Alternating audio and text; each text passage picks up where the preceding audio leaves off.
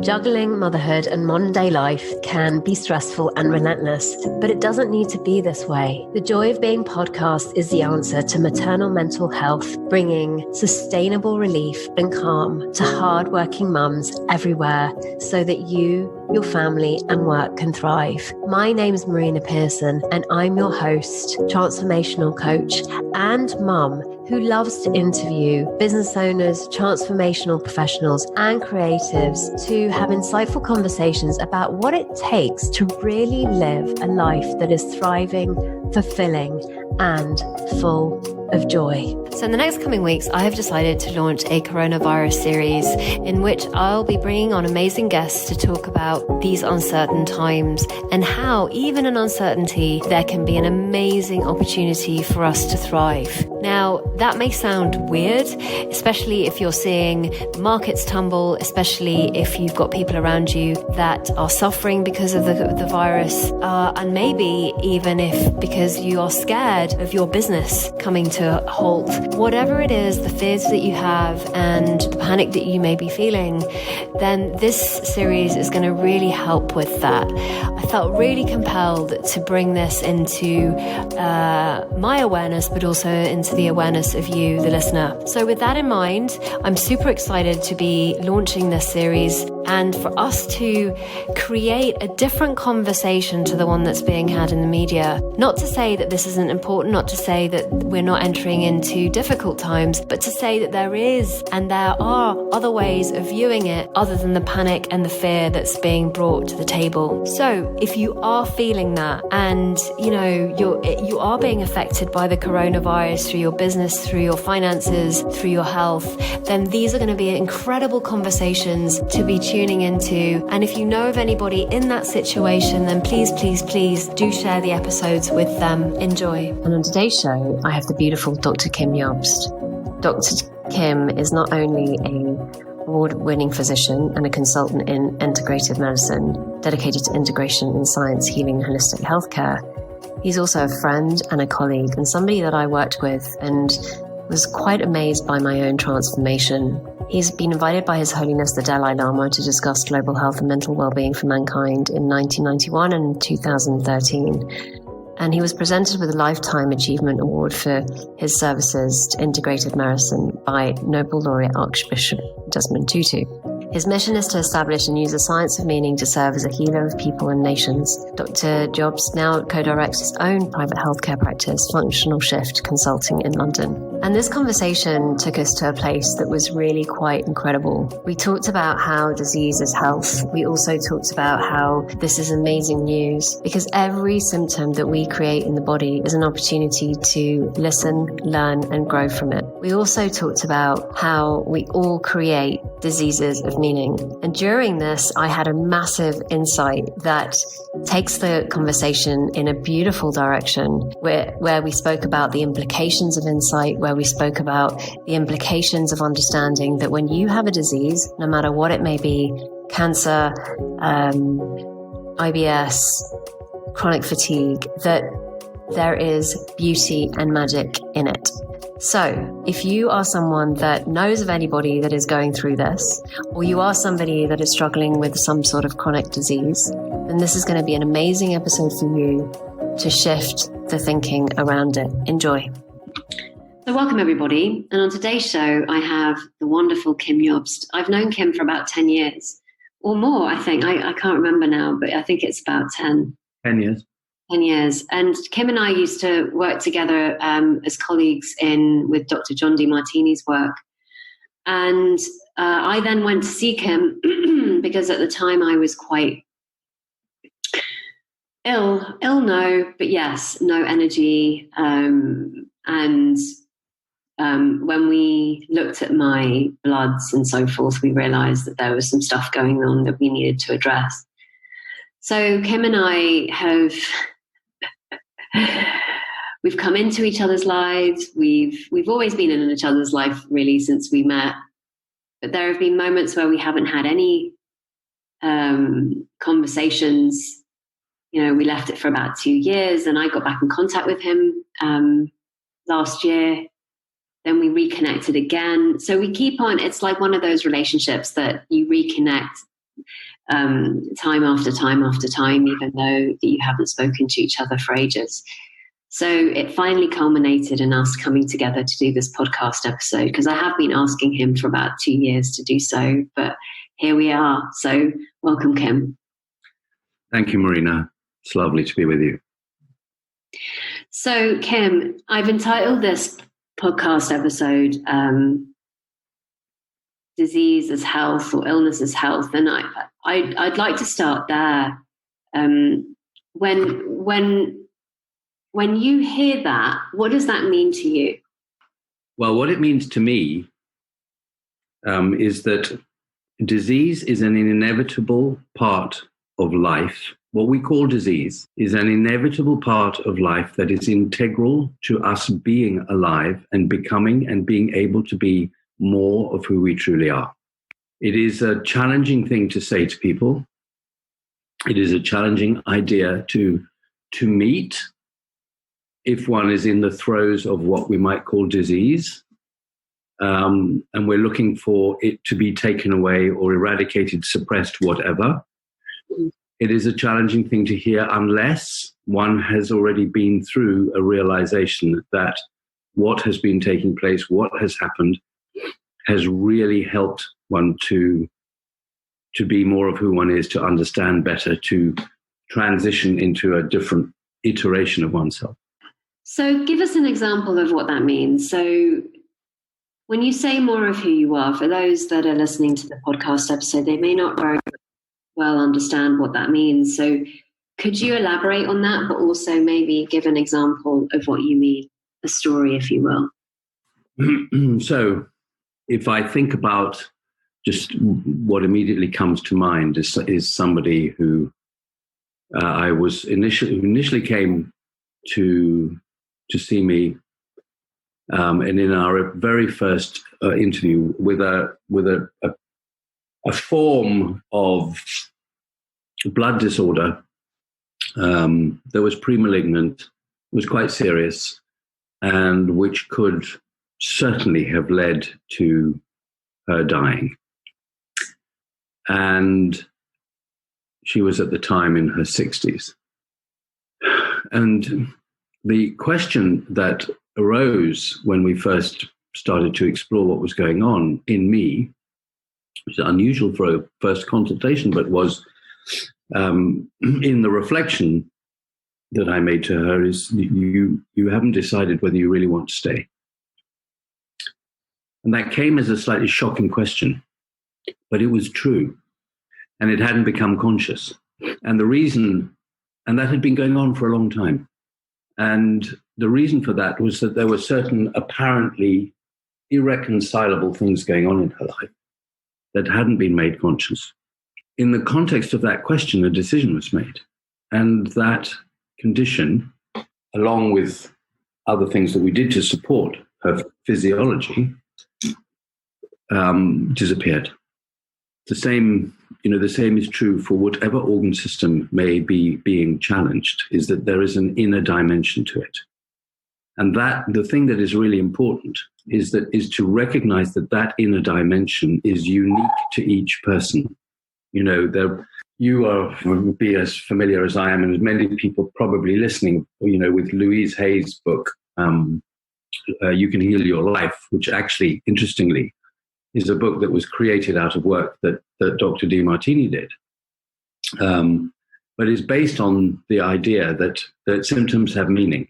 And so it's like a kind of dictionary when people go to. But what has emerged through the last 35 years of my work is that, yes, it's true, there are meanings that you can use as kind of umbrellas for things. But the fact is that the meaning of any condition is unique to that person. And it's because of that I can say that disease is health. And disease is health came as a result of my having been asked to speak about a very huge and grandiose topic and not knowing what to say. And in my meditation, thinking about what I was going to say under those conditions, literally receiving the words, disease is a manifestation of health. So we have symptoms as feedback. whether that's physically, emotionally, mentally, or spiritually. And the question then becomes feedback for what? And that's the journey. It's feedback for us from deep within ourselves to be more of who we really are, as you know well. Because as that happens, as we start to clear away what's giving rise to that feedback, or transform what it means, those symptoms dissolve, and we get a chance to move up, to expand the sphere of influence. So if I may, it's just occurred to me when and I hope it's okay for me to do this. When we first came together, mm-hmm. It was your thyroid and your iron, in your blood in particular, that were issues. And your thyroid is about your voice and how to use your voice. And look what you're doing now.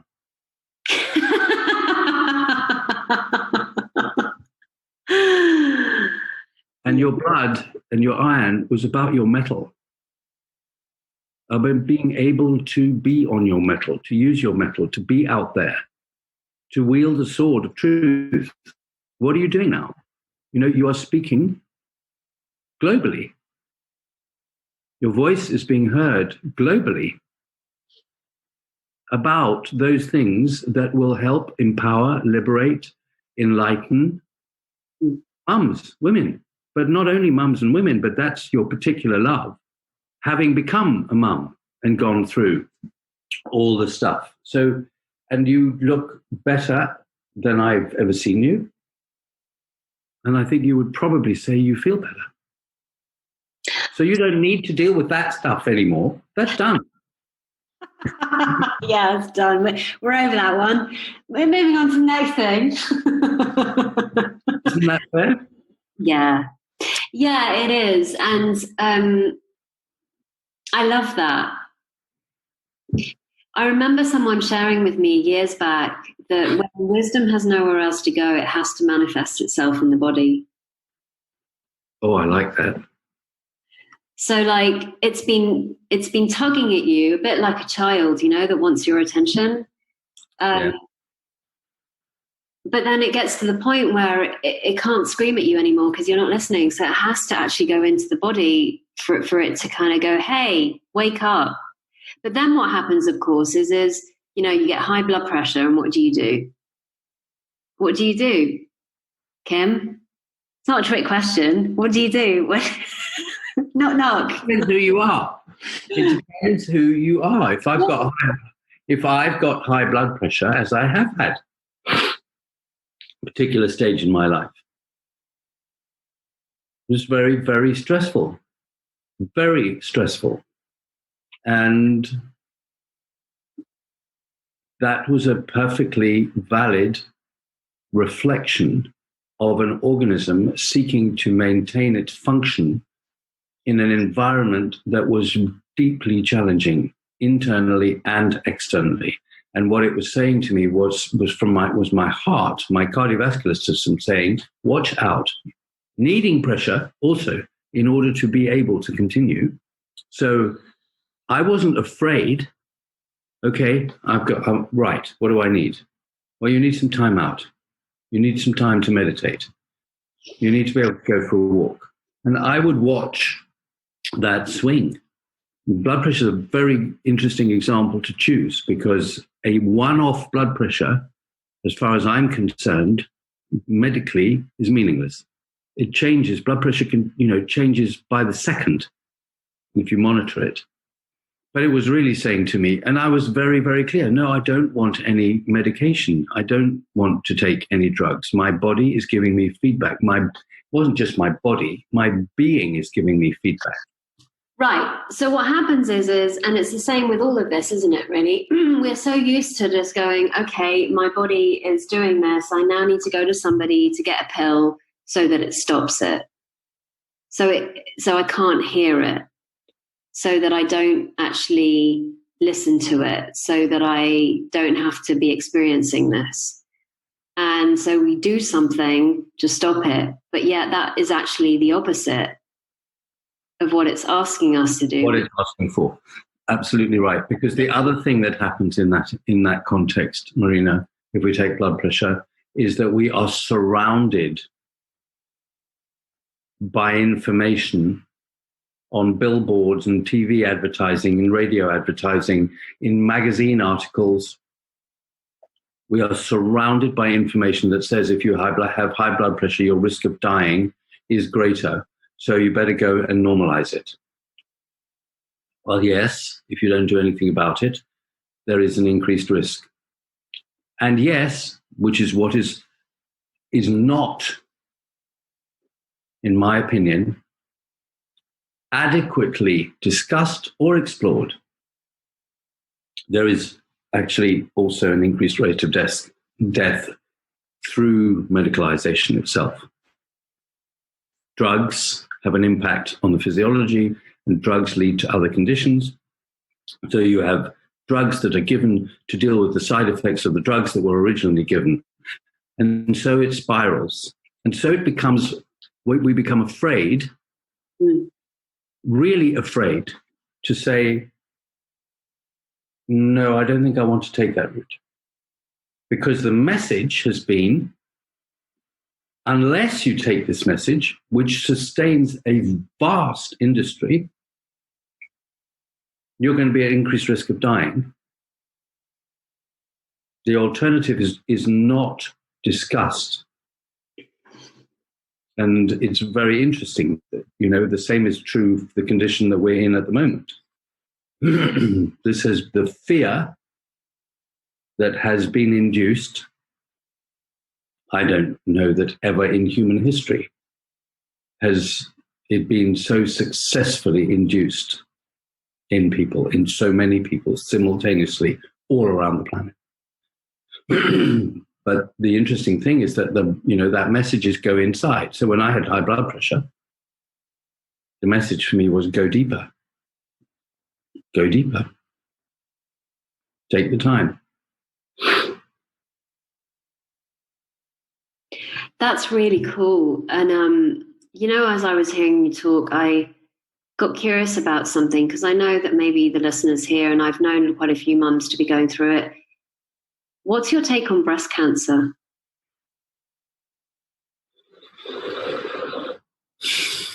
Well, the simple response is that breast cancer is about mothering and about one's relationship to self in mothering,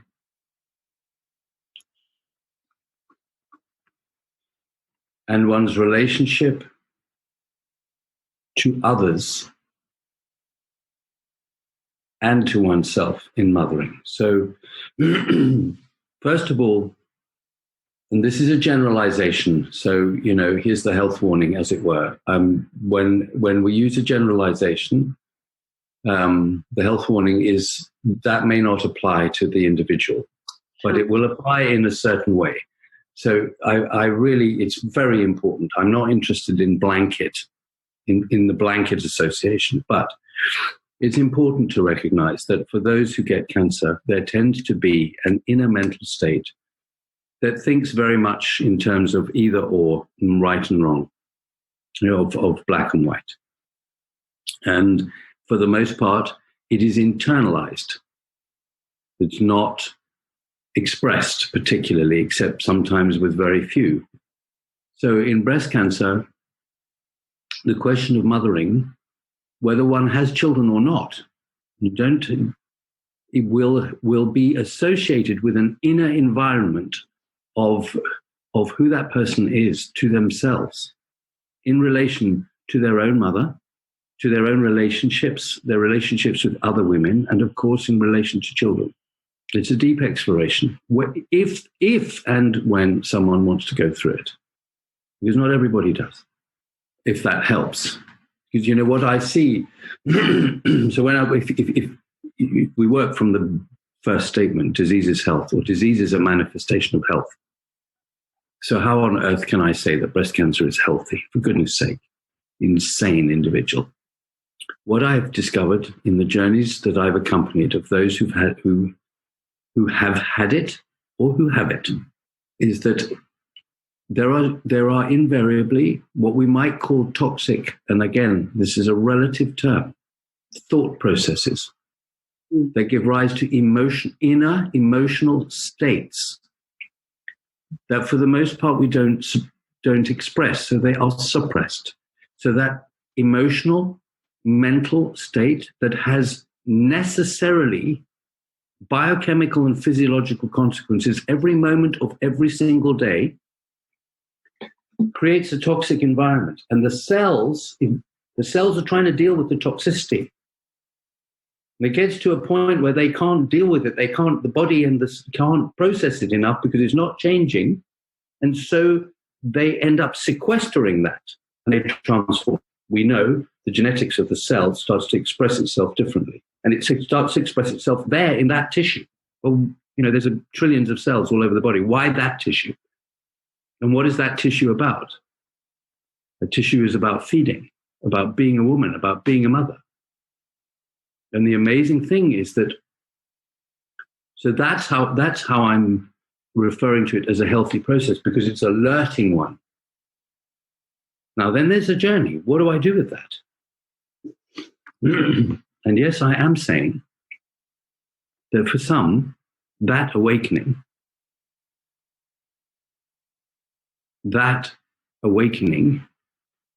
is a transformational process that leads to radical change in their lives. Cells change, healings happen. For others, and I've seen both, it is an awakening to the fact they really don't want to be here. And death can come very, very quickly. And where I say that, disease is health, death is not a failure. And that's a challenging thing to say, but it is not a failure. It's another transition. Does that make sense? It does. Yeah, it really, really does. And as I was hearing you talk, I was reminded of a story I heard. A colleague of mine, Dr. Bill Pettit, who is a psychiatrist, was working with a particular patient who'd become addicted to Vicodin. And he was going through a protocol of deintoxification. They had a protocol of what they needed to do and how they needed to do it. And so, he was quite used to kind of going, okay, well, this is what you need to do. But before he did, he gave him a book. And the man read the book and came back, and he was a different man. He didn't actually need to go onto the detox program. He was healed. His whole physiology had changed inside of his body because he had this insight. Mm-hmm. And it had just totally upgraded his system. And that was that. And I know the power of insight.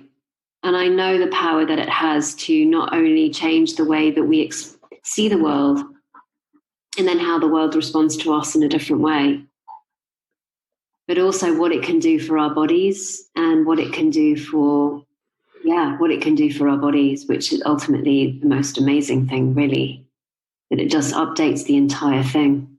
Yeah, it does. It's a good way of putting it. It's an instantaneous system upgrade. Yeah, it is. But what we forget, or rather, I used the term at the beginning, it should come with a health warning, because the system upgrade does not mean that it's going to be nice.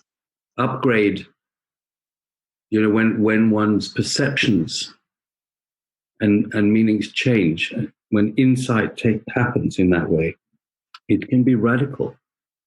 The impact that it has on one's life, as you know, and it is not always comfortable. What is interesting is the moment of insight is usually, it's unmistakable, actually. The consequences and implications of the insight may be uncomfortable, but the moment of insight itself has a unique taste to it. It does. I know it well. I actually get a physiological experience. So I get goosebumps all over my body and I can actually feel it come on. It's quite incredible, that. It comes from the bottom to the top, and I feel like I'm literally being upgraded. Often too, when there's real insight, because there is a sense of leveling, of balancing through the inside, there can be inspired tears or an inspired state. The heart opens. It's not always the case, because sometimes the insight is in the midst of extreme pain or confusion. Oh, yeah. I was talking to a friend of mine yesterday, and so what I'm about to say, it's a bit crude, okay? But she asked me, where have you been? And I said, I've been up my arsehole. But I said, look, there's beauty in it. There's beauty in the arsehole. It really is. Well, without one, we'd be a bit stuck, wouldn't we? Quite literally. And I mean, that's another great, actually a great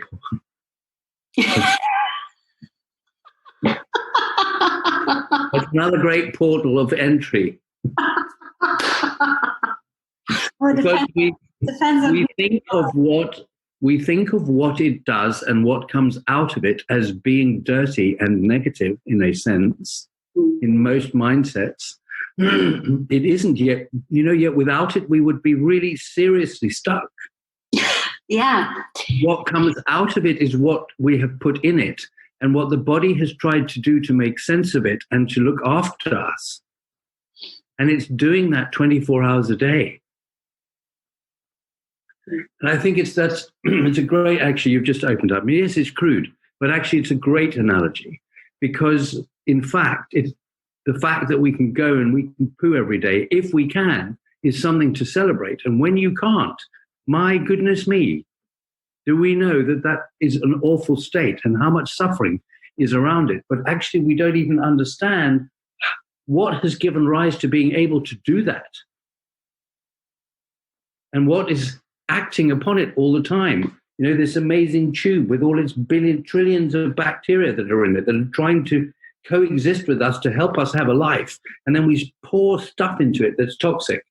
And the body's trying to adjust all the time to that whole thing with its nervous system that is looking after it and making it squeeze all the time and enabling you to be, to digest. And still we keep pouring in rubbish stuff. And then we complain if there's a problem and we don't have a relationship that goes, oh my God, this is amazing. This is happening every single day. This is completely amazing. I take it totally for granted. And then, as if that isn't enough, you go all the way back to the beginning.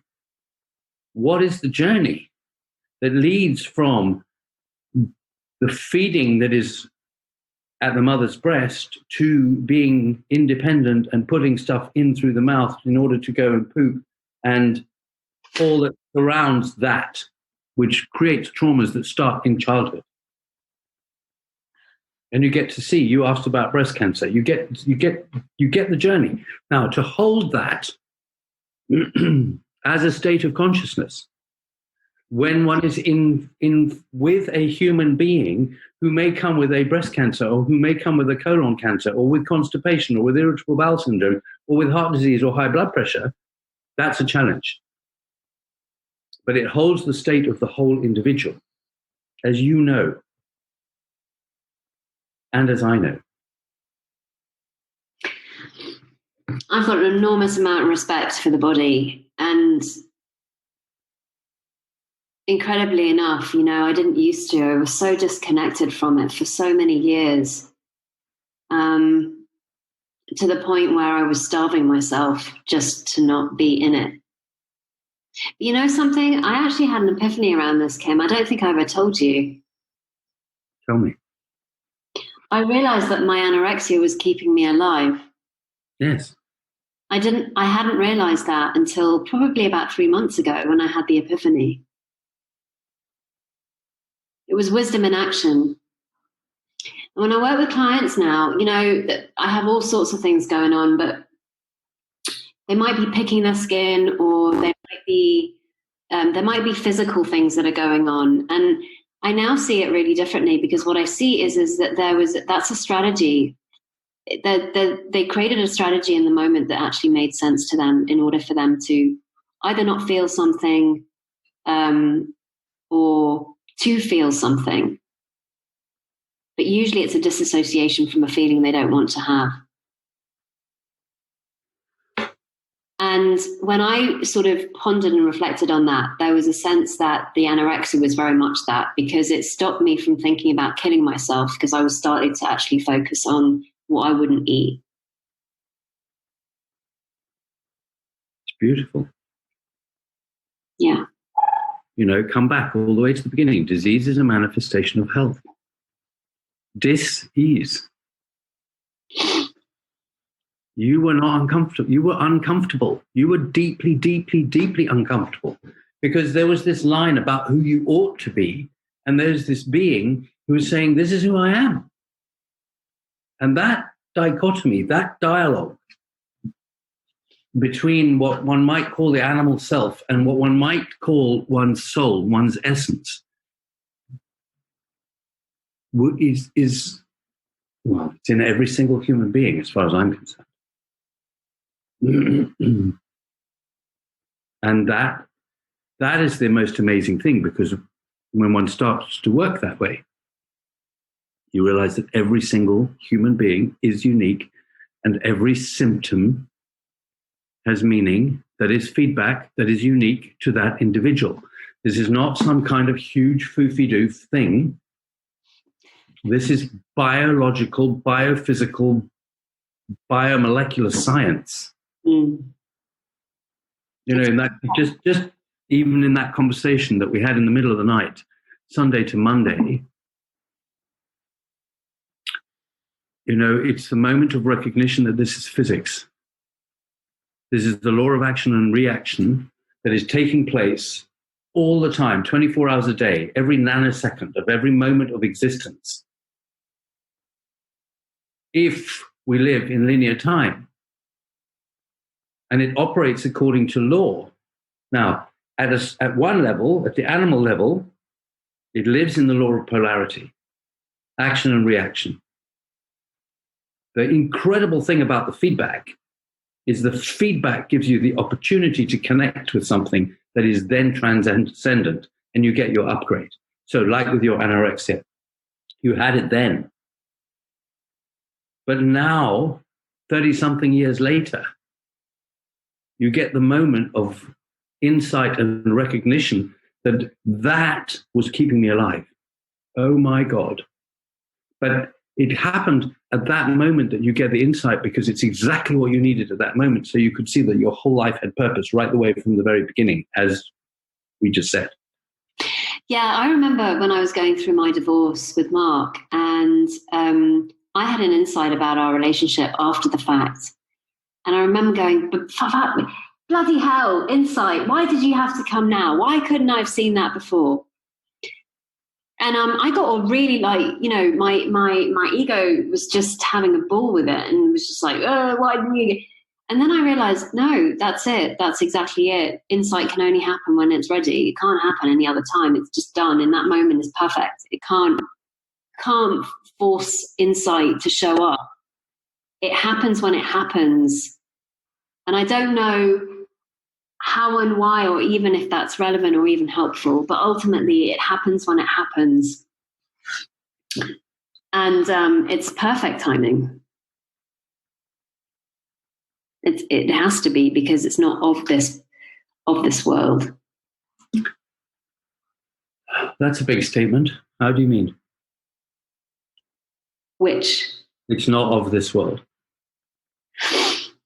Not the material world, anyway.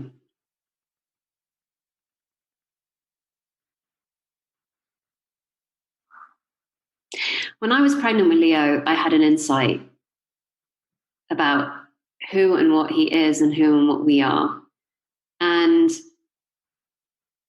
how we are the very same energy as the trees, the sun, the moon, the stars, all of it. Mm-hmm. We're not separate from any of it. I'm not separate from my dog. I'm not separate from a cat. I'm not separate from, I'd never seen it that way. I'd accepted this, we are one thing. but I'd never seen it that clearly. Where that energy comes from, I do not know. What created that energy, I do not know.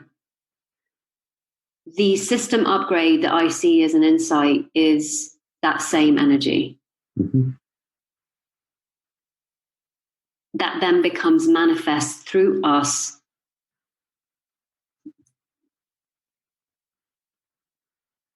So everything you see, everything in your house, everything that is around you is from that same energy.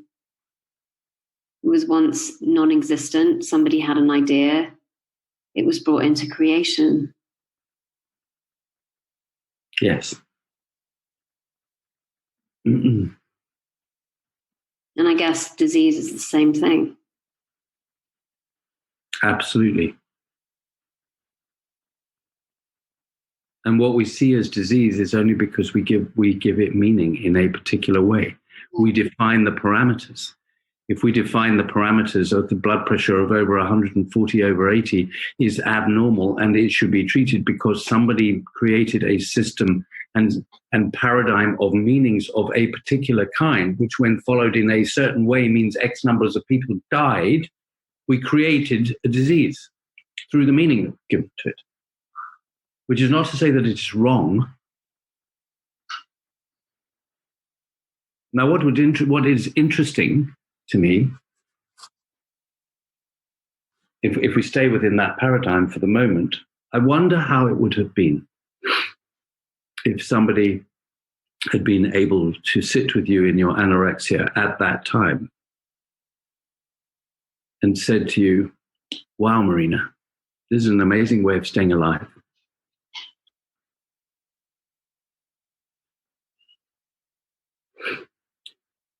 It's a really interesting question because actually at the time, you may not have been open already for it, but at the same time, you may have been. I don't know. But what's important is that now, having seen that, now with the work that you do,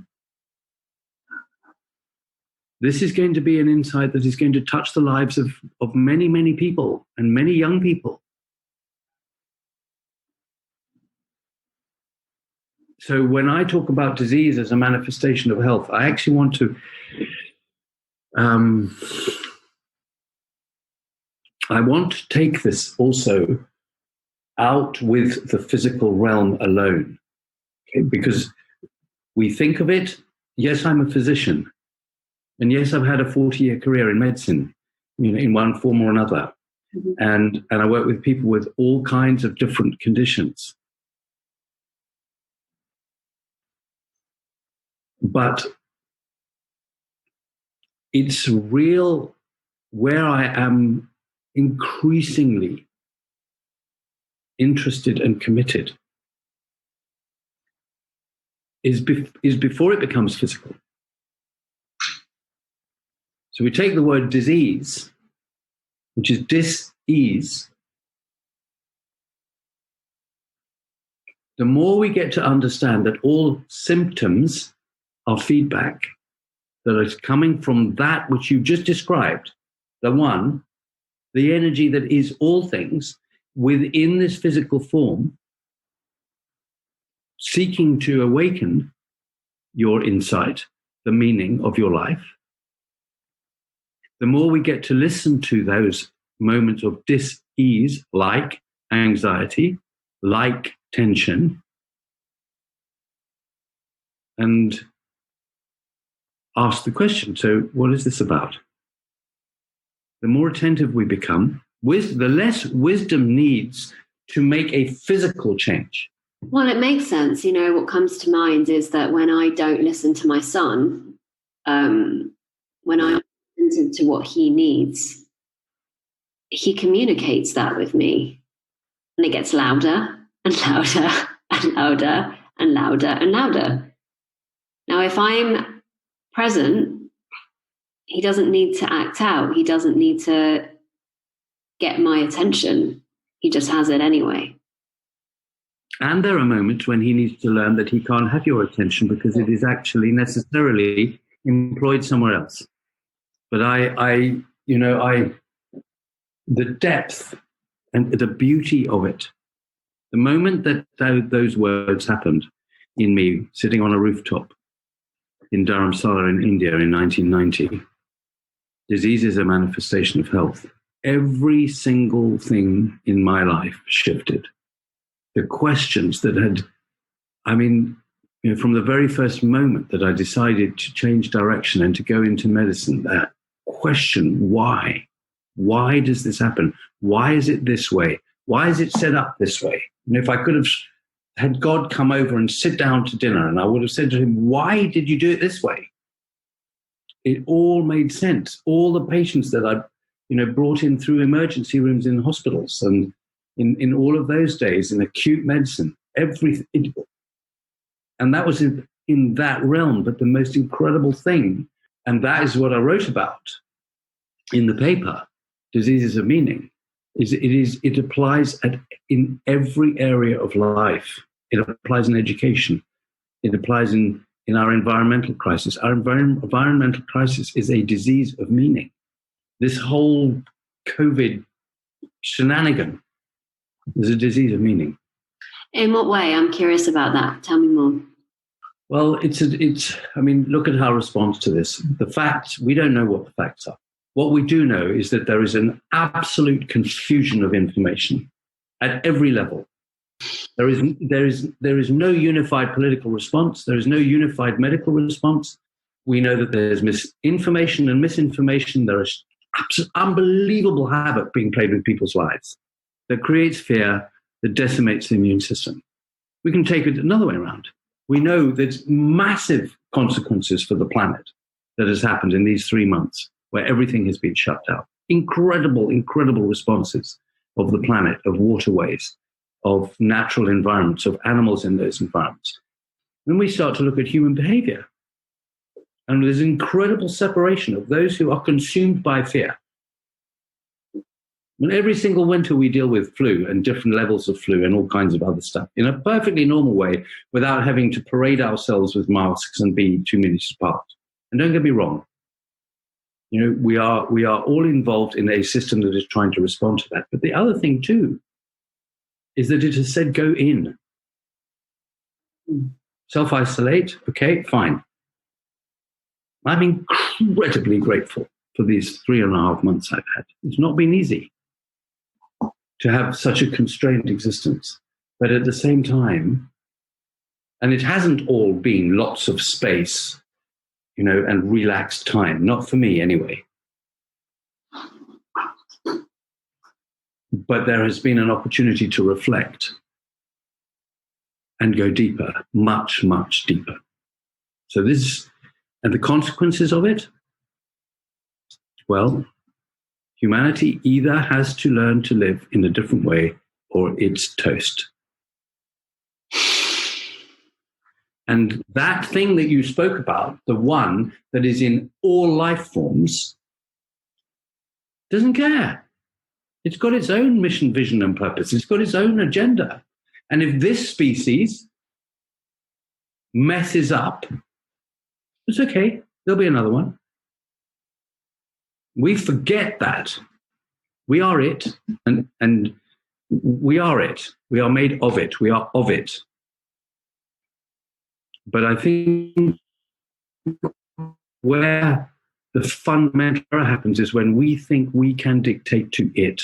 And this is deep. This is really deep, because in this whole law of attraction era, where we want, where what is put out is you can have whatever you want, there is a fundamental understanding that is required about that relationship of manifestation and creativity with that which has given rise to us. And that's fundamental, and that's what Diseases of Meaning is about. And that's why I can say with absolute certainty that whichever area of life we want to look at, it is a dis-ease of meaning. Humanity is amazing. I'm an optimist. I have real faith in the essence of what humanity can be. I think we're going to go through some really tough times on that journey. but it's a weeding out. It's a weeding out, and it's a weeding out that's absolutely necessary. It brings me back to this thing of death is not a failure. We get an upgrade. We get recycled. Life doesn't end. You know what I love about throwaway comments? Wow, you just put one out there, and I just went, what? Disease of meaning. You finally got it. Yeah, I just saw it. And I know that because I can feel it now. That's an open-hearted moment. Well, it only took 10 years, darling. I think it's an amazing thing, Marina. So let me just tell you just briefly a story when I was a junior doctor, when I was an SHO in Oxford, on the chest ward, working with an amazing man who I don't think is any longer with us, who was my boss at the time, Dr. Lane, Donald Lane, who gave me really one of the biggest breaks of my career. But on that job, on the chest unit at the Churchill, a lot of people died. Lung cancer, chronic bronchitis, emphysema, a lot. And I worked out that winter that there was about, on average, and we were linked into the renal unit and the infectious diseases unit. So as a junior doctor that was there and that was on call, we got to have to certify all the people who died. And I worked out that during that job, there was I had to deal with probably around about a death a day. So a lot of death. And I had gone into that job kind of quite, although very interested in spirituality and metaphysics, death was probably the end as far as I was concerned, because I didn't have any incontrovertible evidence any other way. When I came out of that job, I had no doubt whatsoever that death is not the end. And in the 35 years since then, that's only deepened and the experience has widened. And I get to see more and more deeply how we live. We live in a matrix we live in an energetic matrix that is expressed through this organism that we have experience and interpretations through neural patterns that give rise to a unique network of meanings in each and every individual, so that it goes from the individual level all the way through to the collective. And that is paradoxically incredibly hopeful. Because disease is health, so therefore we can always shift the disease for it to be health, which really comes back to the and what I've really heard today, Kim, is that we all live in disease of meaning. Yes, absolutely. Absolutely, absolutely. That's a game changer right there. So I don't know what's going to happen to my life after having had this conversation, but I hope that everybody that's been listening in today, that was just such a throwaway comment, and yet in my whole life, when you're a fish in the water, you don't know about the water. This has been decades of inquiry, of ceaseless inquiry on the journey to understand life, but also to be able to serve. So the very fact that we all live in a disease of meaning, because we can't but not live in there, in that. We, just like with a disease in the body, we can see through it and it can become health. It is health. That's the key distinction. That is the moment of transformation. That is the moment of transformation. The moment of transformation, which actually, interestingly, is both transformational and transmutational, because molecules change with frequency, is the moment that you realize that you are, whatever is going on, it is healthy. It doesn't mean you have to, it means you need to be able to stay in it and to see it and to understand it. It doesn't mean to say you don't do anything about it. And yes, listen, ultimately, what do I want? When I leave this planet, I want the science of meaning, it's what I call it, to be taught to 5-year-olds in schools all over the world. Imagine if we knew this imagine if we grew up really understanding this. If somebody wants to get in touch with you, Kim, how can they do that? Well, we have a website which is in transformation at the moment, which is functional shift all one word.com, because what we're talking about, as you have experienced, that moment of insight, of understanding, leads to a functional shift. It is not possible for your cells to function the same way again. So functionalshift.com is us. Admin at Functional Shift is the email address, and you'll find me. We're there on Google. The phone number, if people want a phone number, is 01432 for the UK and 818090. Well, thank you, Kim. It's been an honour and a pleasure to have you on. And for everybody that's been listening in, I hope that you enjoyed it as much as I did, and that you got as much of it as I did. Until the next time, bye-bye for now. And there we have it, another beautiful episode of The Joy of Being. Now, if you got something from this and you know of somebody that could really, really do with a boost of positivity and joy, then please do share the episode with them. It's amazing the ripple effect that these episodes can have on others. Failing that, if you'd like to join a different conversation around what's going on in these uncertain times, then please do join the Facebook group, The Breathing Space for Hardworking Mamas. You can find us at facebook.com/groups/The Breathing Space for Mums in Business.